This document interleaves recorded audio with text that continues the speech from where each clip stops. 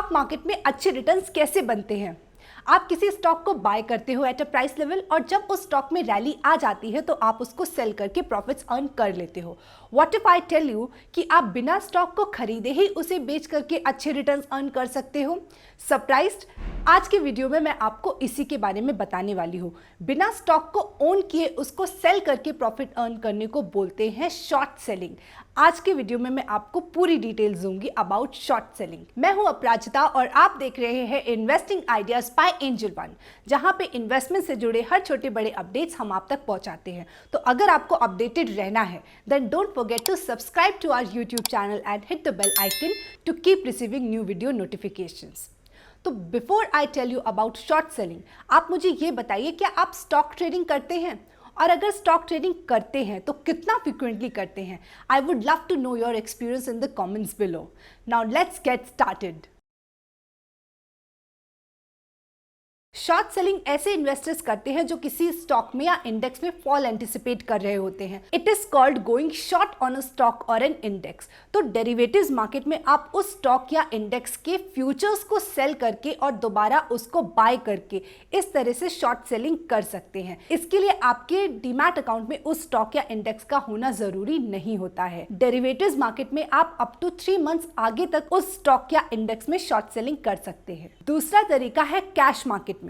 अब अगर cash market में आपको शॉर्ट सेलिंग करनी है तो आप बिना स्टॉक को ओन किए डीमैट अकाउंट में आप एटलीस्ट कैश मार्केट में तो सेलिंग नहीं कर सकते। तो यहाँ पे रोल आता है securities lending and borrowing mechanism का। इस मैकेनिज्म के थ्रू आप अदर इन्वेस्टर्स से जो ऑलरेडी वो स्टॉक को ओन करते हैं उनसे आप उन स्टॉक्स को बोरो कर सकते हैं after paying a small amount of borrowing cost, और उसके बाद आपको कैश मार्केट में उन स्टॉक्स को दोबारा से बाय करके आप ओरिजिनल लेंडर को शेयर्स को रिटर्न कर सकते हो। फॉर एग्जाम्पल, अगर आप किसी स्टॉक को 250 लेवल पे सेल करते हो तो और आगे जाकर के उस स्टॉक में फॉल आ जाता है और वो 200 लेवल्स पे पहुंच जाता है, तब आप इस लेवल पे उस स्टॉक को बाय कर सकते हो और उसके बाद आप इस स्टॉक को थ्रू SLB मैकेनिज्म आप ओरिजिनल लेंडर को रिटर्न कर सकते हो। इस तरह से आप 50 रुपीज़ का प्रॉफिट अर्न कर लोगे और यही होती है short selling. There are 2 benefits of short selling. First, low capital investment. Short selling margins पे की जा सकती है, यानी कि कम पैसे लगा करके आप ज्यादा से ज्यादा शेयर्स में ट्रेड करके कई गुना प्रॉफिट्स अर्न कर सकते हो। इन सिंपलर वर्ड्स, आप मार्जिन मनी ले करके शॉर्ट पोजीशंस ले सकते हैं इन द डेरिवेटिव्स मार्केट और इस तरह से शॉर्ट सेलिंग कर सकते हैं। Second, to hedge your portfolio. In case the market has been on a down trend for a long time और आपको लगता है कि आपकी पोर्टफोलियो में और भी ज़्यादा गिरावट आ सकती है, तो आपकी पोर्टफोलियो में जो स्टॉक्स है उनमें से कुछ स्टॉक्स में आप डेरिवेटिव्स मार्केट में शॉर्ट पोजीशंस ले सकते हैं, यानी कि शॉर्ट सेलिंग कर सकते हैं। तो इसको कहते हैं अपने पोर्टफोलियो को हेज करना। इसका फ़ायदा इस तरह से होता है कि आपके पोर्टफोलियो में जो स्टॉक्स है, कुछ स्टॉक्स में ज़रूर फॉल आ सकता है, मगर जिन स्टॉक्स में आपने डेरिवेटिव्स मार्केट में शॉर्ट सेलिंग कर रखी है वहाँ पे वो उन स्टॉक्स में जो मूवमेंट होगा उसकी वजह से आप आपके जो अदर स्टॉक्स है आप उनमें हुए लॉसेस को ऑफसेट कर सकते हैं, because short selling is positive in case the market is on a down trend.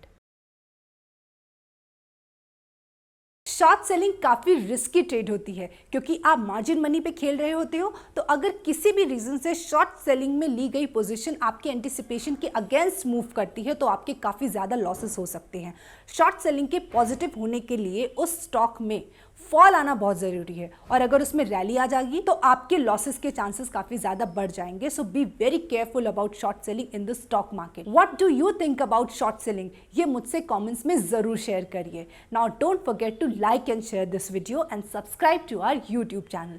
I'll come back soon with another video. Till then, take care and invest well.